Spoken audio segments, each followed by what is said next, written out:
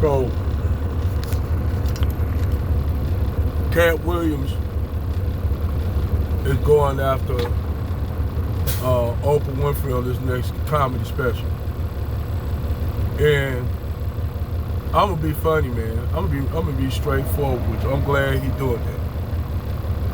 Because I'm gonna tell you this. It's a lot of these people in Hollywood, in the industry, in the entertainment industry, whether it be the rap game, far as the R&B game, the music game in general, the movie game, there's a lot of people that can create and break people. And Oprah is one of those people that can break certain celebrities. We all know how she did Ludacris and Monique and interrogated Tony Braxton. She's a deep down inside, that's a wicked and evil bitch. And like I said, she's no different than Pededdy. But I'm gonna tell you something, man. A lot of these Negroes, these celebrities that y'all look up to, a lot of them going down. Oprah Winfrey next. She next. See, the reason why Pededdy went down, Pededdy, it wasn't because of Cassie. That was just the tip of the iceberg with Cassie, where he did that girl. That shit that nigga been doing for a long time. That nigga did Kim Porter like that. And Kim Porter, they had a fight that night before Kim Porter went into the hospital. And she died, they said from some reason, she died for an aneurysm from her hitting her head. Because when they did an autopsy on Kim Porter's body, they found she had an contusion from a blow to the back of the head, like if though she hit something, like right below the occipital bone, the occipital bone in the back of the neck, that little bone right there. She hit a main artery and she bled to she had a brain bleed. So she died from basically an aneurysm in her brain, and that was caused by a fight that her and Pededdy had. Now, we all see how Pededdy basically stumped that girl, stumped Cassie like he was stumping on a nigga. And, to me, one thing I might critique women on some of the shit they do, that shit was so extreme, what he did to that woman, man. He should have gave her, at least, he should have gave her, awarded her, what, $10 million, I think, $10 million. But that nigga, and see, the thing is, I believe he had not only Aaliyah killed, I believe that nigga had P. Diddy killed and Pac killed. For years, everybody was thinking that it was Suge Knight did that. Suge Knight knew who did that, but Suge Knight didn't have the power to do shit about it, because P. Diddy had all the motherfucking record executives like Clive Davis and a lot of them in his pocket. So he had the power where he could make and break motherfuckers. You know what I'm saying? He had that power. P. Diddy had that power.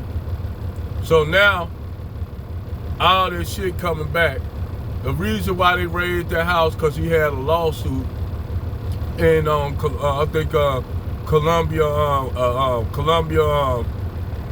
Estates. And he had a lawsuit in for what, $120 million. Well, they gave him the money, but believe me, they said they found a way to get him back. So they raided, they had the FBI and the DEA raid P. Diddy house. That's how they found that Cassie video and all that shit. See, P. Diddy, and then now all kind of other allegations coming out. And see, what I think what's going to happen is they're going to have them make a plea. They're going to tell them, look, I'm telling you, watch what they're going to do. They're going to say, look here, P. Diddy, if you take this off, you give us this back, and you do that, we'll let you slide on all that shit. Now you ain't gonna have the same recognition that you have, because the smart thing that P. Diddy could have did is put all his assets in his mama and his kids' them names. That's the best thing he could have did. Put all his assets and shit in his mom's name, and so that way nobody could go after him. Smart, very smart. But he ain't gonna have, if he do get out of this shit, he ain't gonna have the same prestige.